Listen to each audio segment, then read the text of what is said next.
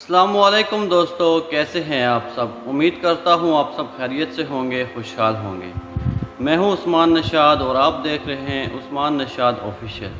आज फिर आपकी खिदमत में बहुत ही प्यारी सी वीडियो लेके हाज़िर हुआ हूं। उम्मीद करता हूं कि आपको पसंद आएगी। और जो लोग हमारे चैनल पर नए आए हैं, प्लीज़ हमारे चैनल को सब्सक्राइब करें ताकि हम आपके लिए ऐसे ही अच्छी और इस्लामी वीडियो लेके हाज़िर होते रहें। तो चलिए चलते हैं वीडियो की तरफ। उसे मदीने के मुसलमानों पर रहम आ गया था, लेकिन उस रहम ने भी उसे मसरत दी थी। ये खून की दुश्मनी थी, ये उसके वक़ार का मसला था। मुसलमानों को कुचल डालना उसका अज़्म था। जंगे ओहद के बहुत दिन बाद उसे पता चला था कि जब मक्का में कुरैश अपना लश्कर जमा कर रहे थे तो इत्तला रसूल करीम सल्लल्लाहु अलैहि वसल्लम को मिल गई थी, और जब ये लश्कर मदीने के रास्ते में था तो रसूल खुदा सल्लल्लाहु अलैहि वसल्लम को इसकी रफ्तार, पड़ाव और मदीने से फासले की इत्तलाएं मुसलसल मिलती रही थी। आप सल्लल्लाहु अलैहि वसल्लम को लश्कर के मक्का से कूच की इत्तला हजरत अब्बास रज़ियल्लाहु अन्हु ने दी थी। कुरैश के इस लश्कर ने मदीने से कुछ मील दूर कोहे ओहद के करीब एक ऐसी जगह कैंप किया था जो हरी भरी थी और वहां पानी भी था।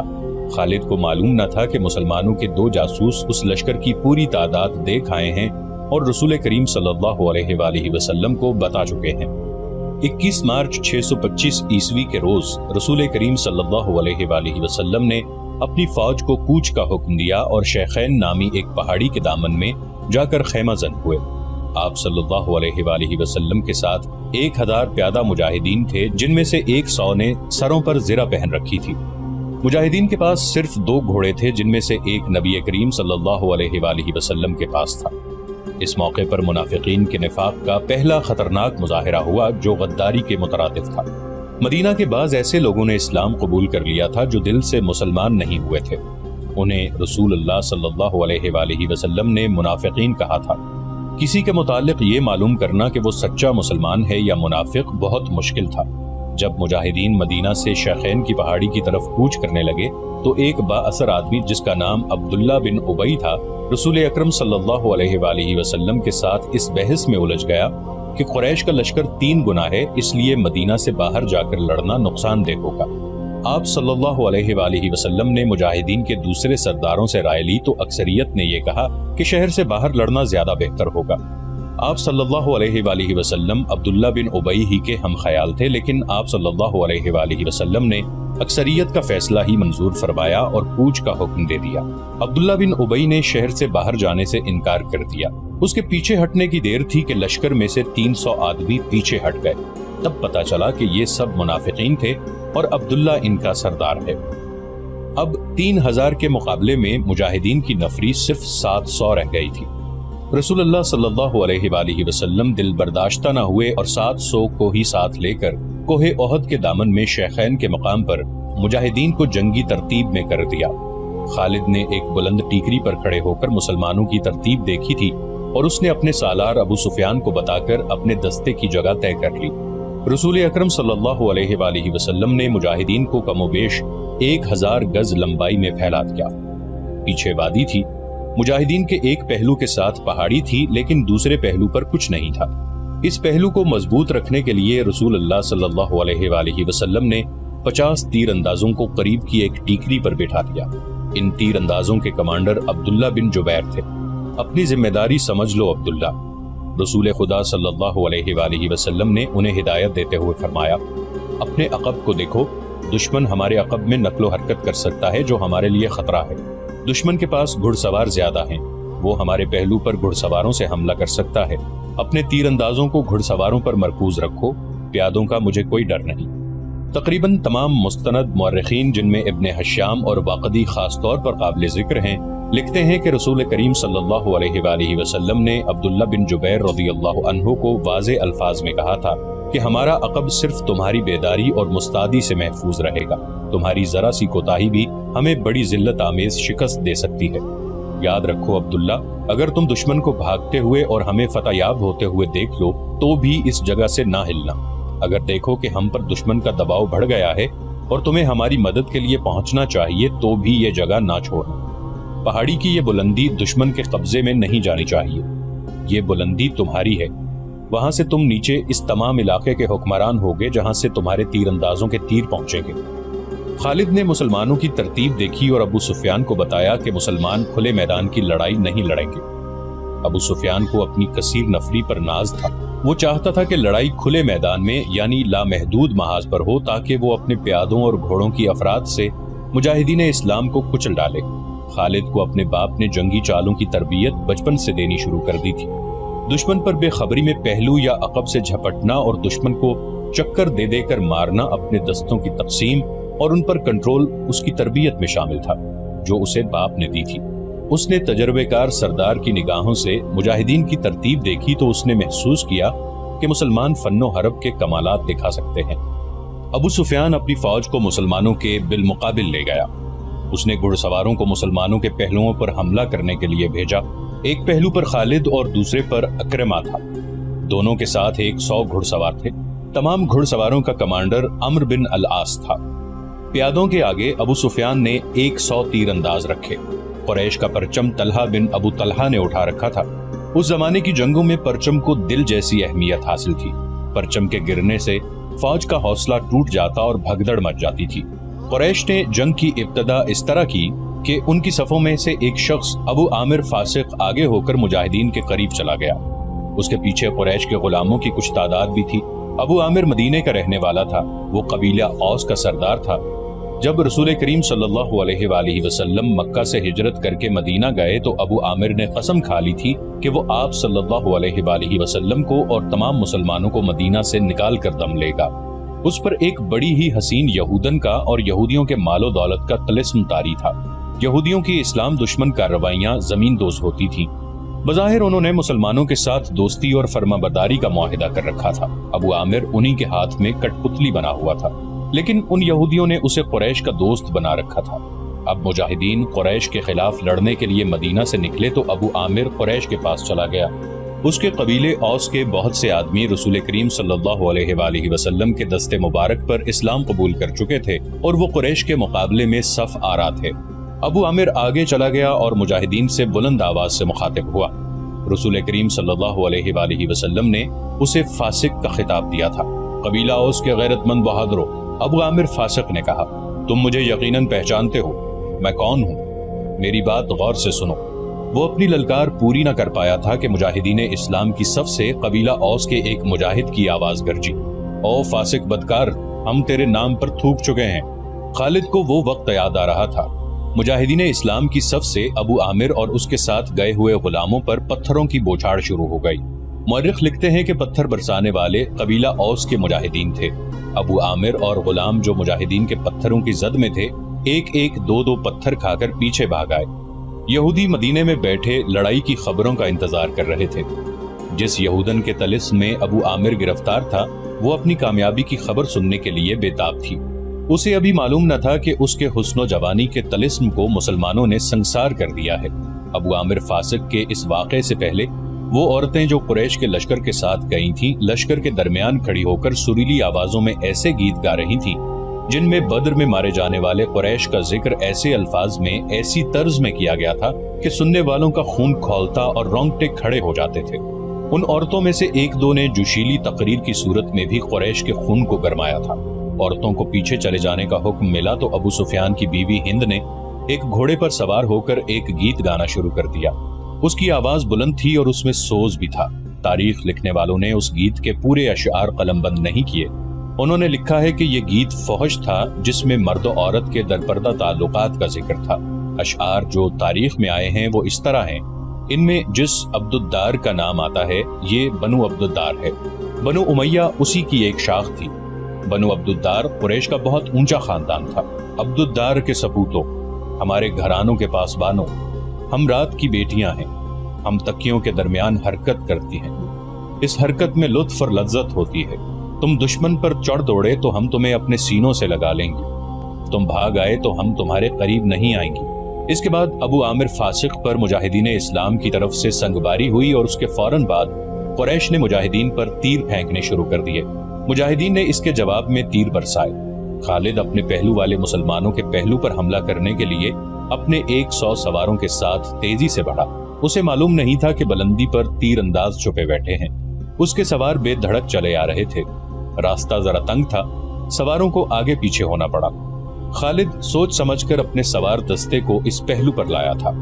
अपने बाप की तरबियत के मुताबिक उसे बड़ी खुद एतमादी से तवक्को थी कि वो हल्ला बोलकर मुसलमानों को इस पोजीशन में ले आएगा कि वो पसपा हो जाएंगे और अगर जमकर ना लड़े तो कुरैश के घोड़ों तले कुचले जाएंगे। मगर मुसलमानों के पहलू से उसके सवार अभी दूर ही थे कि ऊपर से तीरंदाजों ने उसके अगले सवारों को न आगे जाने के काबिल छोड़ा, न वो पीछे हटने के काबिल रहे। एक एक सवार कई कई तीर खाकर गिरा और जिन घोड़ों को तीर लगे उन्होंने खालिद के सवार दस्ते के लिए कयामत बर्पा कर दी। पीछे वाले सवारों ने घोड़े मोड़े और पसपा हो गए। उधर कुरैश की औरतों ने दफ और ढोलक की थाप पर वही गीत गाना शुरू कर दिया जो हिंद ने अकेले गाया था, यानी अब्दुद्दार के सपूतों, हम रात की बेटियां हैं। मौर्रिख वाक़दी लिखता है कि अरबी जंगजुओं के उस वक्त रिवाज के मुताबिक एक एक जंगजू के लड़ने का मरहला आया। सबसे पहले कुरैश के परचम बरदार तलहा बिन अबू तलहा ने आगे जाकर मुजाहिदीन इस्लाम को ललकारा कि उसके मुकाबले के लिए किसी और को आगे भेजो। आ मेरे दीन के दुश्मन, हजरत अली रज़ियल्लाहु अन्हु ने तुंद हवा के झोंके की तरह आगे आकर कहा, मैं आता हूं तेरे मुकाबले के लिए। तलहा अपने कबीले का परचम थामे तलवार लहराते हुए बिफरा हुआ आया, मगर उसका वार हवा को चीरता हुआ गुजर गया। वो अभी संभल ही रहा था कि हजरत अली रज़ियल्लाहु अन्हु की तलवार ने उसे ऐसा गहरा जख्म लगाया कि पहले उसका परचम गिरा, फिर वो खुद गिरा। कुरैश का एक आदमी दौड़ा आया और परचम उठाकर पीछे चला गया। अली रज़ियल्लाहु अन्हु उसे भी गिरा सकते थे, मगर इनफरादी मुकाबलों में ये रवा न था। तलहा को उठाकर पीछे ले आए।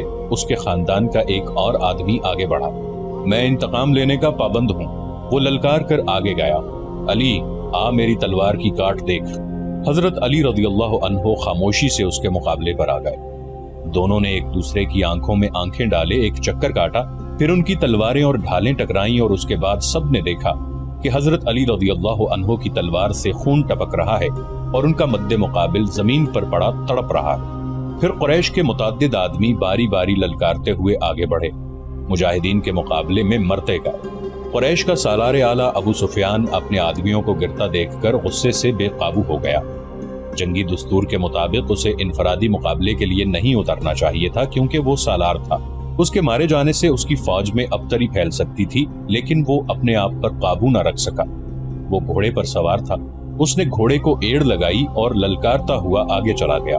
उसकी बीवी हिंद ने उसे जाते देखा तो अपने ऊंट पर सवार होकर आगे चली गई और बड़ी बुलंद आवाज से वही गीत गाने लगी, जिसके अशआर ये भी थे कि तुम भाग आए तो हम तुम्हें अपने करीब नहीं आने देंगे।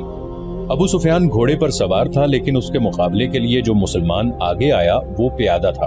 तारीख उसे हंजला बिन अबू आमिर रज़ियल्लाहु अन्हु के नाम से याद करती है। अबू सुफियान के हाथ में लंबी बर्छी थी।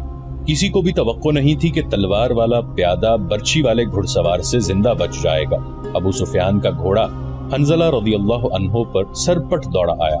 अबू सुफियान ने बर्छी तोलकर फिर ताक कर मारी, लेकिन हंजला रज़ियल्लाहु अन्हु फुर्ती से एक तरफ हो गए। इस तरह 3 मरतबा हुआ। तीसरी मरतबा अबू सुफियान का घोड़ा निकल गया तो हंजला रज़ियल्लाहु अन्हु ने उसके पीछे दौड़ लगाई। घोड़ा रुककर पीछे को मुड़ा तो हंजला रज़ियल्लाहु अन्हु उस तक पहुंच चुके थे। अबू सुफियान उसे देख ना सका। हंजला रज़ियल्लाहु अन्हु ने घोड़े की अगली टांगों पर ऐसा जोरदार वार किया कि घोड़ा गिर पड़ा।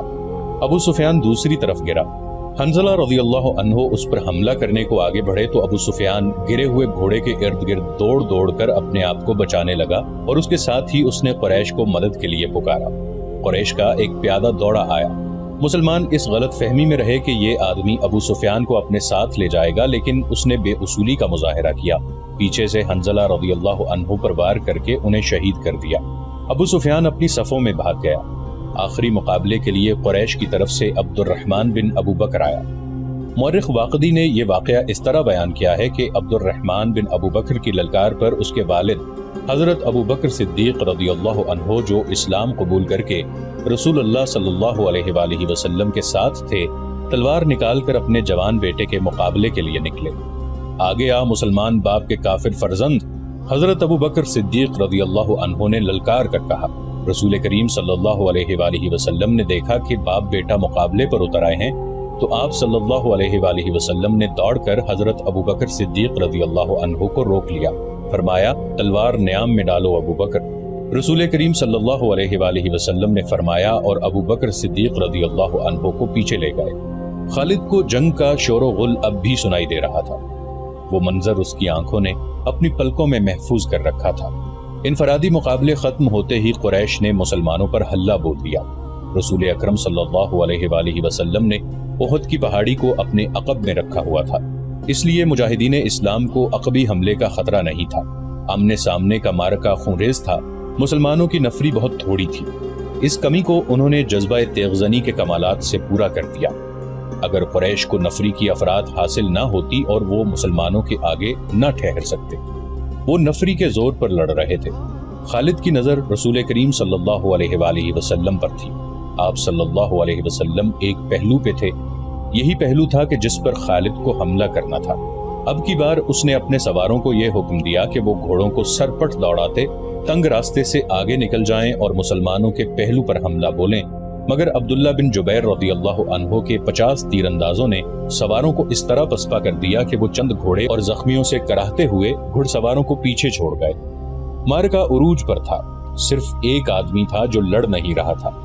وہ میدان جنگ میں برچی اٹھائے یوں گھوم پھر رہا تھا جیسے کسی کو ڈھونڈ رہا ہو۔ وہ وحشی بن حرب تھا۔ وہ حمزہ رضی اللہ عنہ کو ڈھونڈ رہا تھا۔ حمزہ رضی اللہ عنہ کو قتل کرنے کے لیے اس کے لیے 2 انعام تھے، ایک یہ کہ اس کا آقا اسے آزاد کر دے گا، اور دوسرا ابو سفیان کی بیوی ہند کے وہ زیورات جو اس نے پہن رکھے تھے۔ اسے حمزہ رضی اللہ عنہ نظر آ گئے۔ وہ قریش کے ایک آدمی سبا بن عبد العزا کی طرف بڑھ رہے تھے۔ عرب میں رواج تھا کہ ختنہ عورتیں کیا کرتی تھی۔ مورخ ابن حشام کے مطابق اسلام سے پہلے ہی عربوں میں ختنے کا رواج موجود تھا۔ حمزہ رضی اللہ عنہ نے جس سبا کو للکارا تھا اس کی ماں ختنہ کیا کرتی تھی۔ ختنہ کرنے والی کے بیٹے حمزہ رضی اللہ عنہ نے اسے للکارا، ادھر آ اور مجھے آخری بار دیکھ لے۔ سبا بن عبد العزا حمزہ رضی اللہ عنہ کی طرف بڑھا، غصے سے اس کا چہرہ لال تھا۔ وہ تلوار اور ڈھال کی لڑائی کا ماہر تھا۔ حمزہ رضی اللہ عنہ بھی کچھ کم نہ تھے۔ دونوں ایک دوسرے کے قریب آئے اور ایک دوسرے پر وار کرنے لگے۔ دونوں کی ڈھالیں وار روک رہی تھی۔ وہ پینترے بدل بدل کر وار کرتے تھے، لیکن ڈھالیں تلواروں کے راستے میں آ جاتی تھی۔ اس وقت وحشی بن حرب جھکا ہوا آہستہ آہستہ ان کی طرف بڑھ رہا تھا۔ اسے زمین اور جھاڑیوں نے اوٹ دے رکھی تھی۔ حمزہ رضی اللہ عنہ اپنے دشمن کی آنکھوں میں دیکھ رہے تھے۔ سبا کے سوا انہیں کچھ بھی نظر نہیں آ رہا تھا۔ وحشی ان کے قریب پہنچ گیا۔ برچی نشانے پر پھینکنے کا وہ ماہر تھا۔ وہ اتنا قریب ہو گیا جہاں سے اس کی برچی خطا نہیں جا سکتی تھی۔ وہ اٹھ کھڑا ہوا اور برچی کو ہاتھ میں تولا، پھر اسے پھینکنے کی پوزیشن میں لایا۔ حمزہ رضی اللہ عنہ نے سبا پر یکے بعد دیگرے تیزی سے 2-3 وار کیے۔ آخری وار ایسا پڑا کہ حمزہ رضی اللہ عنہ کی تلوار سبا کے پیٹ میں اتر گئی۔ حمزہ رضی اللہ عنہ نے تلوار اس کے پیٹ سے اس طرح نکالی کہ اس کا پیٹ اور زیادہ پھٹ گیا اور وہ حمزہ رضی اللہ عنہ کے قدموں میں گر پڑا۔ حمزہ رضی اللہ عنہ ابھی سنبھلے ہی تھے کہ وحشی نے ان پر پوری طاقت سے برچی پھینکی۔ فاصلہ بہت کم تھا۔ برچی حمزہ رضی اللہ عنہ کے پیٹ میں اتنی زیادہ اتر گئی کہ اس کی انی حمزہ رضی اللہ عنہ کی پیٹھ سے آگے نکل گئی۔ حمزہ رضی اللہ عنہ گرے نہیں، انہوں نے ادھر ادھر دیکھا، انہیں وحشی دکھائی دیا۔ حمزہ رضی اللہ عنہ برچی اپنے جسم میں لیے ہوئے وحشی کی طرف بڑھے۔ وحشی جہاں کھڑا تھا وہیں کھڑا رہا۔ حمزہ رضی اللہ عنہ 4-5 قدم چل کر گر پڑے۔ وحشی ان کے جسم کو ہلتا جلتا دیکھتا رہا۔ جب جسم کی حرکت بند ہو گئی تو وحشی ان تک آیا۔ وہ شہید ہو چکے تھے۔ وحشی نے ان کے جسم سے برچی نکال لی اور چلا گیا۔ اب وہ ہند اور اپنے آقا جبیر بن مطعم کو ڈھونڈنے لگا۔ خالد کو وہ معرکہ یاد آ رہا تھا اور اس کے دل پر بوجھ سا بڑھتا جا رہا تھا۔ اس کا گھوڑا چلا جا رہا تھا۔ وہ نشیبی جگہ سے گزر رہا تھا، اس لیے احد کی پہاڑی کی چوٹی اس کی نظروں سے اوجھل ہو گئی تھی۔ اسے اپنے قبیلے کی عورتیں یاد آئیں جو قریش اور ان کے اتحادی قبائل کو جوش دلا رہی تھی۔ خالد کو یاد آیا کہ وہ معرکے کا نظارہ کرنے کے لیے ایک بلند جگہ پر چڑھ گیا تھا۔ اسے مسلمان عورتیں نظر آئیں۔ مسلمان اپنے جن زخمیوں کو پیچھے لاتے تھے انہیں عورتیں سنبھال لیتی تھیں، ان کی مرہم پٹی کرتی اور انہیں پانی پلاتی۔ مسلمانوں کے ساتھ 14 عورتیں تھیں جن میں حضرت فاطمہ رضی اللہ عنہا بھی تھیں۔ پھر یوں ہوا کہ قلیل تعداد مجاہدین کثیر تعداد کفار پر غالب آ گئے۔ قریش کا پرچم بردار گرا تو کسی اور نے پرچم اٹھا لیا، وہ بھی گرا۔ پرچم کئی بار گرا۔ آخر میں ایک غلام نے پرچم اٹھا کر اونچا کیا لیکن وہ بھی مارا گیا۔ پھر مسلمانوں نے قریش کو پرچم اٹھانے کی مہلت نہ دی۔ قریش کے جذبے جواب دے گئے۔ خالد نے ان کی پسپائی دیکھی اور یہ بھی دیکھا تھا کہ مسلمان ان کا تعاقب کر رہے ہیں۔ قریش اپنے کیمپ میں بھی نہ ٹھہرے، اپنا مال و اسباب چھوڑ کر افراتفری کے عالم میں بھاگ گئے۔ یہاں سے جنگ کے بعد کا مرحلہ شروع ہو گیا۔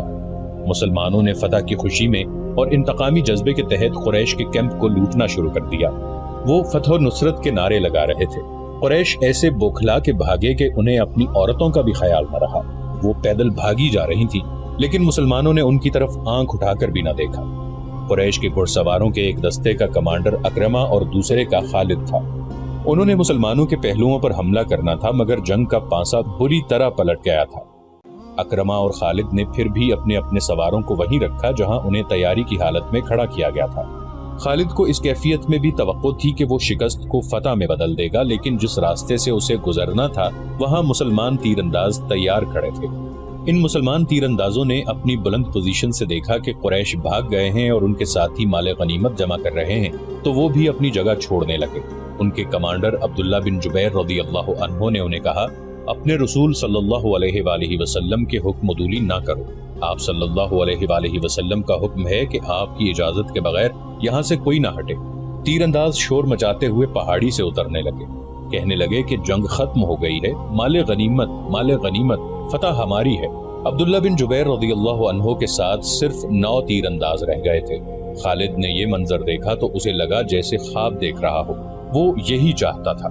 وہ تیر اندازوں کو دیکھتا رہا۔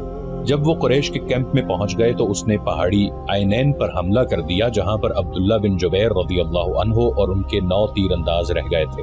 خالد انہیں نظر انداز بھی کر سکتا تھا، لیکن ان سے وہ انتقام لینا چاہتا تھا۔ اس کے گھڑ سوار پہاڑی پر چڑھتے جا رہے تھے، اوپر سے تیر انداز تیزی سے تیر برسا رہے تھے۔ اکرمہ نے خالد کو عینین پر حملہ کرتے دیکھا تو وہ بھی اپنے سوار دستے کو وہاں لے گیا اور اس کے گھوڑے ہر طرف سے اوپر چڑھنے لگے۔ سواروں کے پاس بھی تیر کمانیں تھیں، وہ اوپر کو تیر چلا رہے تھے، لیکن اتنے گھڑ سواروں کو روکنا اوپر والوں کے لیے ممکن نہ تھا۔ سوار اوپر چلے گئے، تیر انداز دست بدست لڑائی بھی لڑے اور سب زخمی ہو کر گرے۔ خالد نے زخمیوں کو پہاڑی سے نیچے پھینک دیا۔ عبداللہ بن جبیر رضی اللہ عنہ بھی شہید ہو گئے۔ وہاں سے خالد اور اکرمہ نے اپنے گھڑ سواروں کو اتارا اور اس مقام پر آ گئے جہاں سے مسلمانوں نے لڑائی کی ابتدا کی تھی۔ خالد کے حکم پر دونوں نے مل کر مسلمانوں پر حملہ کر دیا۔ مسلمان لڑنے کی حالت میں نہیں تھے، لیکن رسول کریم صلی اللہ علیہ وآلہ وسلم نے مجاہدین کی کچھ تعداد کو اپنے ساتھ رکھا ہوا تھا۔ یہ مجاہدین گھڑ سواروں کے مقابلے میں ڈٹ گئے۔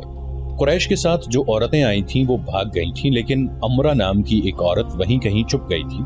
اس نے جب قریش کے گھڑ سواروں کو مسلمانوں پر حملہ کرتے دیکھا تو اسے قریش کا پرچم زمین پر پڑا نظر آ گیا۔ اس عورت نے پرچم اٹھا کر اوپر کر دیا۔ ابو سفیان نے اپنے بھاگتے ہوئے پیادوں پر قابو پا لیا تھا۔ اس نے ادھر ادھر دیکھا تو اسے اپنا پرچم لہراتا ہوا نظر آ گیا۔ اس نے حبل زندہ باد اور عزا زندہ باد کے نعرے لگائے اور پیادوں کو واپس لا کر مسلمانوں کو گھیرے میں لے لیا۔ خالد کو وہ وقت یاد آ رہا تھا۔ وہ رسول کریم صلی اللہ علیہ وآلہ وسلم کو ڈھونڈ رہا تھا اور آج 4 برس بعد وہ مدینہ جا رہا تھا۔ اس کے ذہن پر رسول کریم صلی اللہ علیہ وآلہ وسلم کا غلبہ تھا۔ احد کی پہاڑی افق سے ابھرتی آ رہی تھی اور خالد کا گھوڑا خرامہ خرامہ چلا جا رہا تھا۔ خالد کی ذہنی کیفیت کچھ ایسی ہوتی جا رہی تھی جیسے اسے آگے جانے کی کوئی جلدی نہ ہو، اور کبھی وہ لگام کو یوں جھٹکا دیتا جیسے اسے بہت جلدی پہنچنا۔ لیکن جس منزل کو وہ جا رہا تھا وہ منزل اس پر پوری طرح واضح نہیں ہوئی تھی۔ کبھی اسے یوں لگتا جیسے ایک مقناطیسی قوت ہے جو اسے آگے ہی آگے کھینچ رہی ہے، اور کبھی وہ محسوس کرتا جیسے اس کے اندر سے اٹھتی ہوئی ایک قوت اسے پیچھے دھکیل رہی ہے۔ خالد اسے ایک آواز سنائی تھی جو اس کے اندر سے اٹھتی تھی، لیکن اسے حقیقی سمجھ کر اس نے گھوڑے کی باگ کھینچی اور آگے پیچھے دیکھا۔ وہاں ریت کے سوا کچھ بھی نہ تھا، لیکن آواز آ رہی تھی۔ خالد، کیا یہ سچ ہے جو میں نے سنا ہے؟ خالد نے اس آواز کو پہچان لیا۔ یہ اس کے ساتھی اکرمہ کی آواز تھی۔ ایک ہی روز پہلے اسے اکرمہ کہہ رہا تھا، اگر تم یہ سوچ رہے ہو کہ محمد صلی اللہ علیہ وآلہ وسلم خدا کا بھیجا ہوا نبی ہے تو یہ خیال دل سے نکال دو۔ محمد صلی اللہ علیہ وآلہ وسلم ہمارے بہت سے رشتہ داروں کا قاتل ہے۔ اپنے قبیلے کو دیکھ جو سورج غروب ہونے سے پہلے پہلے محمد صلی اللہ علیہ وآلہ وسلم کو قتل کرنے کی قسم کھائے ہوئے ہے۔ خالد نے لگام کو ہلکا سا جھٹکا دیا اور گھوڑا چل پڑا۔ اس کا ذہن پھر 4 برس پیچھے چلا گیا جب وہ احد کے معرکے میں رسول کریم صلی اللہ علیہ وآلہ وسلم کو ڈھونڈ رہا تھا۔ وہ قریش کی اس قسم کو پورا کرنے کا عزم لیے ہوئے تھا کہ رسول کریم صلی اللہ علیہ وآلہ وسلم کو سورج غروب ہونے سے پہلے قتل کر دینا ہے، نعوذ باللہ۔ اسے یاد آ رہا تھا کہ مسلمانوں کے تیر اندازوں نے جب عینین کی پہاڑی چھوڑ دی تھی تو اس نے اس پہاڑی پر حملہ کر کے عبداللہ بن جبیر رضی اللہ عنہ اور ان کے 9 تیر اندازوں کو، جو رسول اللہ صلی اللہ علیہ وآلہ وسلم کے حکم کی پیروی کرتے ہوئے وہاں رہ گئے تھے، ختم کیا تھا۔ مسلمانوں کے ہاتھوں سے بھاگے ہوئے قریش پھر واپس آ گئے تھے اور انہوں نے اپنے آپ کو منظم کر لیا تھا۔ مسلمان یہ معرکہ ہار چکے تھے اور یہ اپنے رسول صلی اللہ علیہ وآلہ وسلم کی حکم عدولی کا نتیجہ تھا۔ خالد اور ابو جہل کا بیٹا اکرمہ فن حرب و ضرب کے ماہر تھے۔ ان کے لیے ایک ایک مسلمان کو قتل کرنا اب مشکل نہیں رہا تھا۔ خالد دیکھ رہا تھا کہ مسلمان 2 حصوں میں بٹ گئے تھے۔ بڑا حصہ الگ تھا جو اپنے کمانڈر رسول کریم صلی اللہ علیہ وآلہ وسلم سے کٹ گیا تھا۔ چند ایک تیر انداز رسول اللہ صلی اللہ علیہ وآلہ وسلم کے ساتھ تھے۔ یہ وہ صحابہ کرام تھے جو قریش کے حملے کی وجہ سے افراتفری کا شکار نہیں ہوئے تھے۔ ان کی تعداد 30 تھی۔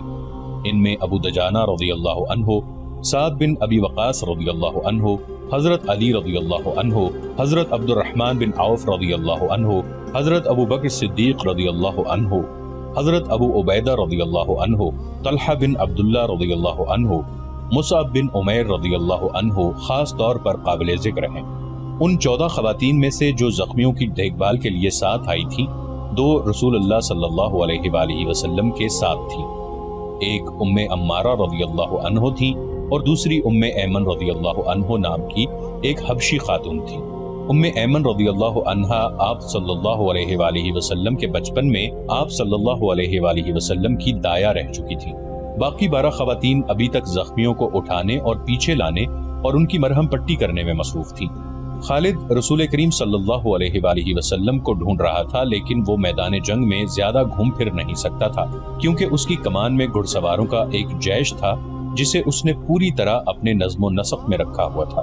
وہ اندھا دھند حملے کرنے کا قائل نہیں تھا۔ اس کا اصول تھا کہ دشمن کی ایسی رگ پر ضرب لگاؤ کہ دوسری ضرب سے پہلے وہ گھٹنے ٹیکتے۔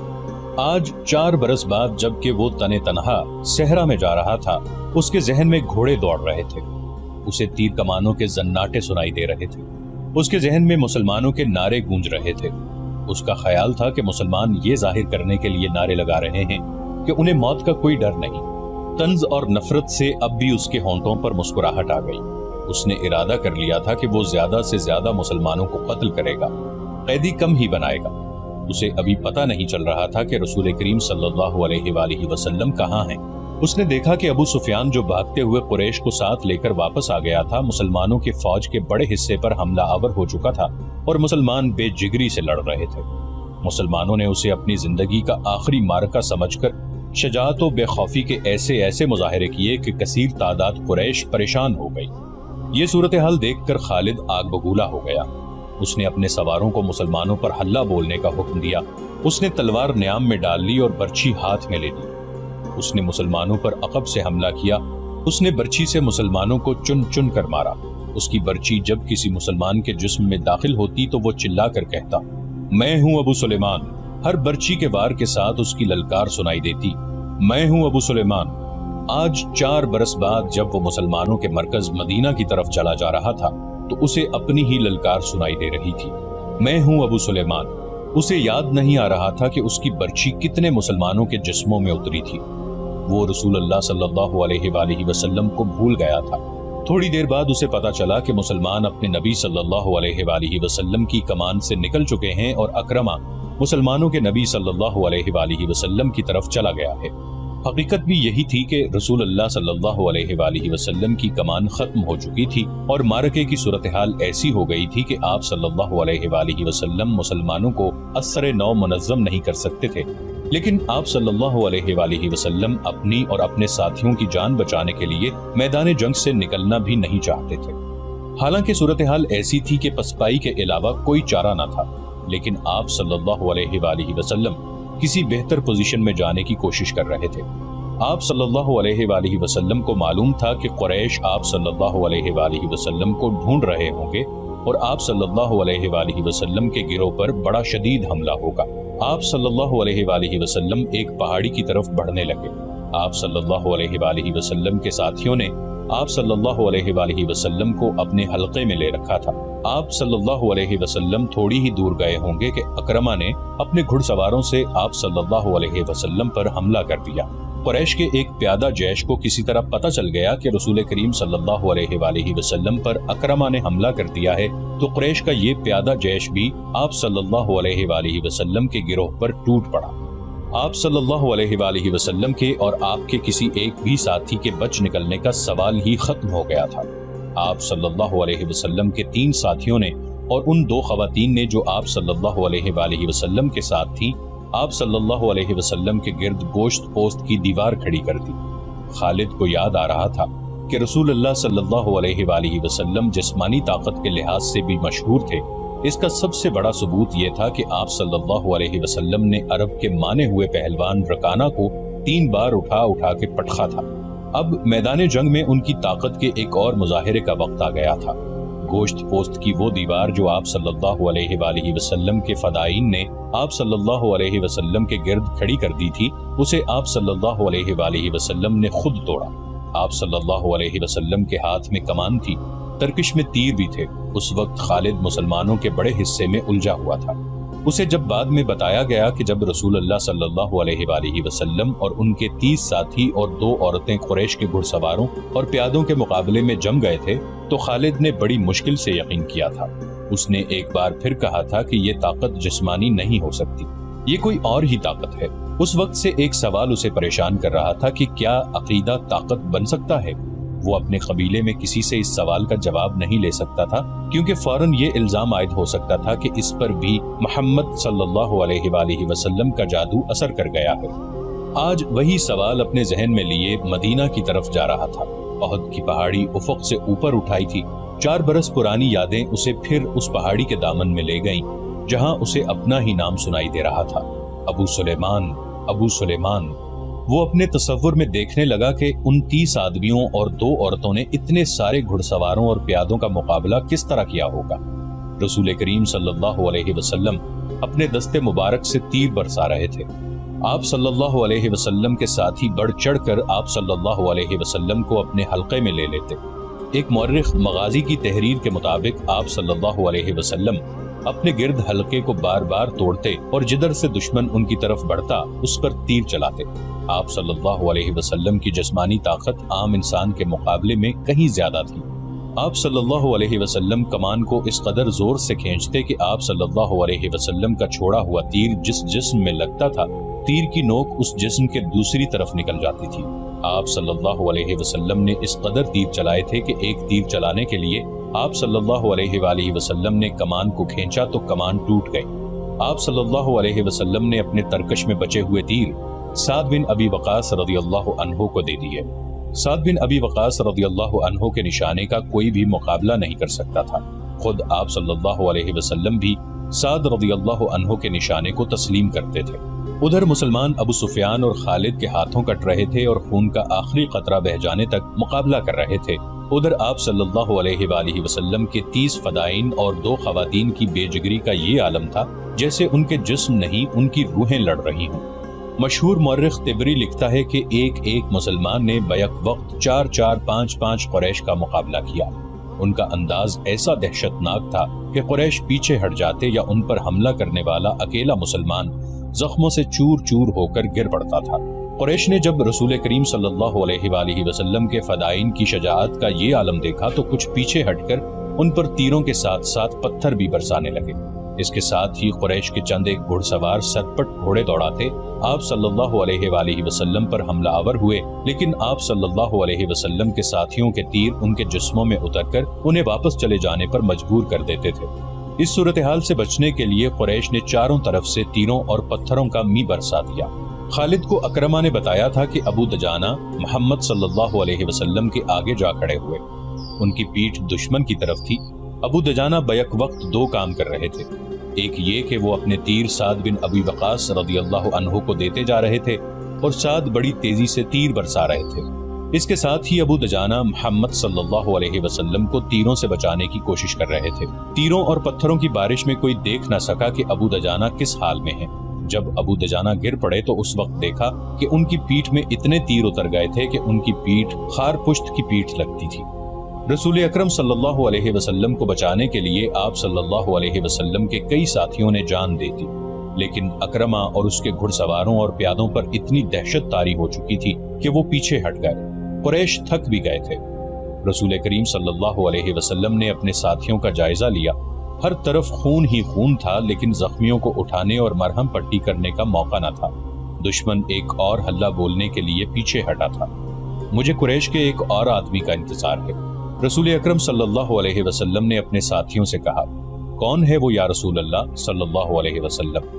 آپ صلی اللہ علیہ وآلہ وسلم کے ایک صحابی نے پوچھا، کیا وہ ہماری مدد کو آ رہا ہے؟ نہیں، آپ صلی اللہ علیہ وسلم نے فرمایا، وہ مجھے قتل کرنے آئے گا، اسے اب تک آ جانا چاہیے تھا۔ صحابی نے پوچھا، لیکن وہ کون ہے؟ ابی بن خلف۔ آپ صلی اللہ علیہ وسلم نے فرمایا، ابی بن خلف رسول اکرم صلی اللہ علیہ وآلہ وسلم کے کٹر مخالفین میں سے تھا۔ وہ مدینہ کا رہنے والا تھا۔ اسے جب پتا چلا کہ رسول اللہ صلی اللہ علیہ وسلم نے نبوت کا دعویٰ کیا ہے تو ایک روز وہ آپ صلی اللہ علیہ وآلہ وسلم کے پاس آیا اور اس نے آپ صلی اللہ علیہ وسلم کا مذاق اڑایا۔ آپ نے تحمل اور بردباری سے اسے اسلام قبول کرنے کی دعوت دی۔ کیا تم مجھے اتنا کمزور سمجھتے ہو کہ میں تمہارے اس بے بنیاد عقیدے کو قبول کر لوں گا؟ ابی بن خلف نے گستاخانہ لہجے میں کہا تھا، میری بات غور سے سن لے محمد، کسی روز میرا گھوڑا دیکھ لینا، اسے میں اس وقت کے لیے موٹا تازہ کر رہا ہوں جب تم قریش کو پھر کبھی جنگ کے لیے للکارو گے۔ اب بدر کے خواب دیکھنے چھوڑ دو، میں اسی گھوڑے پر سوار ہوں گا اور تم مجھے میدان جنگ میں اپنے آمنے سامنے دیکھو گے، اور میں اپنے دیوتاؤں کی قسم کھا کے کہتا ہوں کہ تمہیں اپنے ہاتھوں قتل کروں گا۔ نعوذ باللہ۔ ابی، رسول خدا صلی اللہ علیہ وآلہ وسلم نے مسکرا کر کہا تھا، زندگی اور موت اس اللہ کے اختیار میں ہے جس نے مجھے نبوت عطا فرمائی ہے اور مجھے گمراہ لوگوں کو سیدھے راستے پر لانے کا فرض سونپا ہے۔ ایسی بات منہ سے نہ نکالو جسے میرے اللہ کے سوا کوئی بھی پورا نہ کر سکے۔ یوں بھی تو ہو سکتا ہے کہ تم مجھے قتل کرنے آؤ اور تم میرے ہاتھوں قتل ہو جاؤ۔ ابی بن خلف رسول اللہ صلی اللہ علیہ وسلم کی اس بات پر تنزیہ ہنسی ہنس پڑا اور ہنستا ہوا چلا گیا۔ اب احد کے مارکے میں رسول خدا صلی اللہ علیہ وسلم کو ابی بن خلف یاد آ گیا۔ جو ہی آپ صلی اللہ علیہ وآلہ وسلم نے اس کا نام لیا تو دور سے ایک گھوڑا سر پر دوڑتا آیا۔ سب نے ادھر دیکھا۔ میرے عزیز ساتھیوں، رسول اکرم صلی اللہ علیہ وسلم نے اپنے ساتھیوں سے کہا، مجھے کچھ ایسا لگ رہا ہے جیسے یہ سوار جو ہماری طرف بڑھتا آ رہا ہے ابی ہی ہوگا۔ اگر وہ ابی ہی ہوا تو اسے روکنا نہیں، اسے میرے سامنے اور میرے قریب آنے دینا۔ مورخین واقدی، مغازی اور ابن حشام نے لکھا ہے کہ وہ سوار ابی بن خلف ہی تھا۔ اس نے للکار کر کہا، سنبھل جا محمد، ابی آ گیا ہے، یہ دیکھ میں اسی گھوڑے پر سوار ہوں جو تمہیں دکھایا تھا۔ یا رسول اللہ صلی اللہ علیہ وسلم۔